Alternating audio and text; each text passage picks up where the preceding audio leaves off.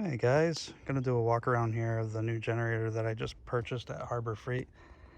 It's a Predator 9000 max starting watt, 7,250 running watt generator from, like I said, from Predator. It's kind of their engine name brand sort of solution for most of their motorized stuff. So I did a lot of research on this generator, watched a lot of YouTube videos. There's a ton of people who are really happy with it, and it served them very well. People have reported running their entire house with a garage and with multiple refrigerators, freezers, wall pumps, you name it. They've run it with this beast, and I'm pretty impressed just by the build quality. Actually, I got this for pretty decent price. They actually had a little bit of a deal going on, so it was pretty decent as far as what I paid for it. Way cheaper than your high-end Honda. You'd be paying $2,500, $3,000 for a generator that does the same thing. I guess if you're using it on a job site every day, if you're a contractor or somebody who is off the grid and needs to run their power on it every single day for hours on end, yeah, you probably want to maybe look at investing $3,000 into a system. But for me, out here in the country, yeah, we occasionally have some trees go down out here from some wind or from some heavy snow.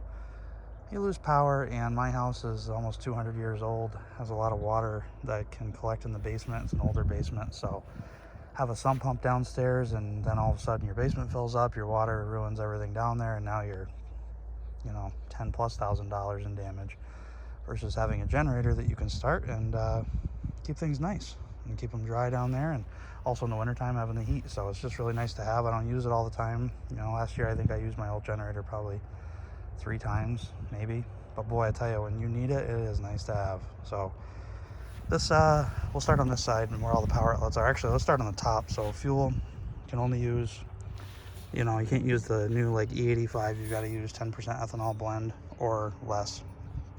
So I usually do 91, 93, most expensive thing the gas station sells when I'm there.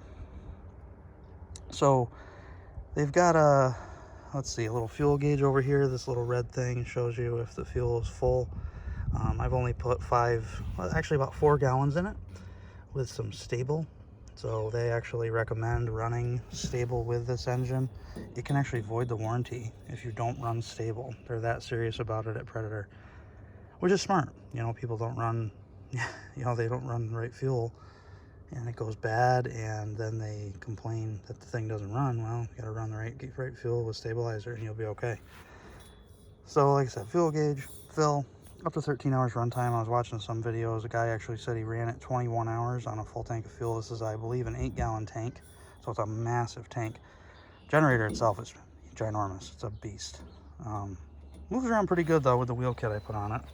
So down here, kind of walks you through everything from, check your oil, check your fuel, choke, fuel valve, make sure fuel valve's on, blah blah blah. Go through, and it kind of walks you through starting it. Make sure that you are unplugging things before you shut it down, or at least disconnect your load from the plug. So if you're running your house on it or whatever you're running, just shut it off before you turn the generator on and off. You never want to start a generator under load. It's always a really bad idea. It can really be detrimental to the products that you're running and the generator. So down here, this is our little work panel. Thing is awesome. This is probably one of my favorite parts.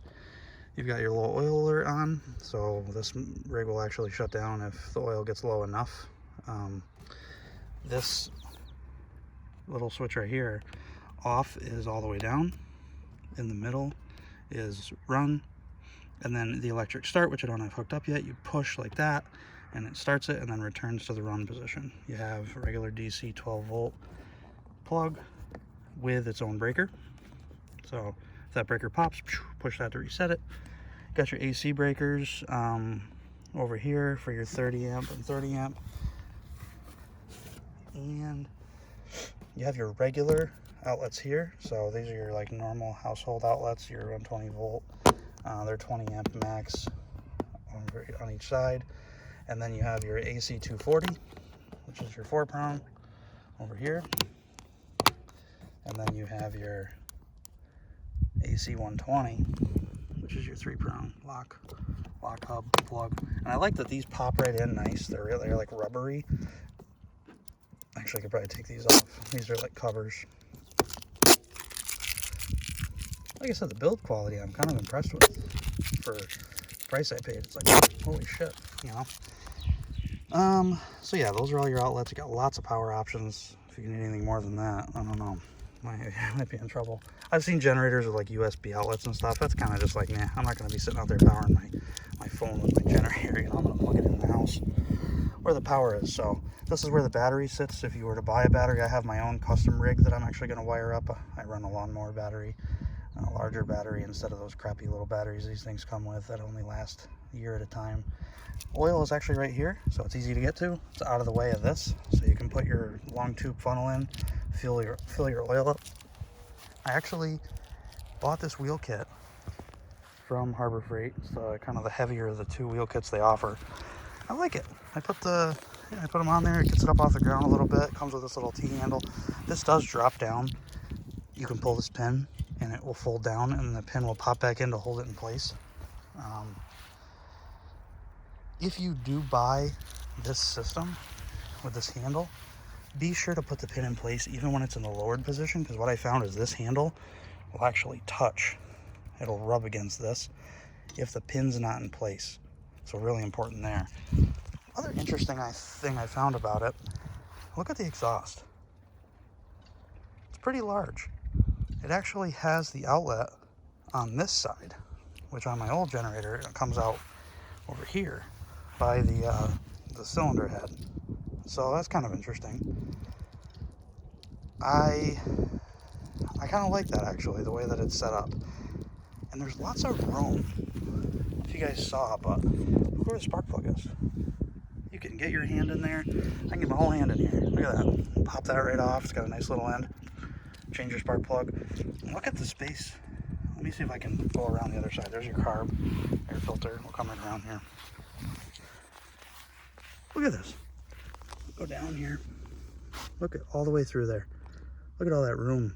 So you can really get in there, and when you're changing the oil, spark plug, maintenance is going to be a breeze on this thing. My old generator, everything was really tight and kind of like crammed in there, and it was really hard to get. The spark plug, you almost had to take the fuel tank off to get the damn spark plug off. So I like that they show you which way the choke is, you know, for setting that up, which is nice. They've got your run it every 15 to 20 minutes, every 3 months, add fuel stabilizer, blah, blah, blah. I start mine every month. But see, that's where it says or voids warranty. Very interesting. So pull start backup. It's a 13 horsepower, 420 cc gas engine. Basically double the size of my old rig. Old rig I think was 7.8. It's actually sitting right over there. Got all my stuff out. That's my old rig. My old Generac 4000. The thing has been around for I don't even know how long, 15, 20 years. Still runs great. It just doesn't run the this new well pump. It's a 3/4 horsepower well pump, so it ends up pulling a lot more wattage. So there it is, guys. I've got, like I said, I've got the fuel in it with the fuel stabilizer. I can start it up for you. We'll fire it up. Haven't run it yet. This will be the first time. It's actually pretty warm out, so I might even try to just not even choke it and see how she starts up. But it's yeah, it's a pretty nice rig. So let's fire up, see what she does here. Make sure our switch is on. So that's on. And make sure our gas is on, which it is. So you got your on off. That's on. Choke, I'm gonna leave off for now. Here's our pull start. So let's see what she does.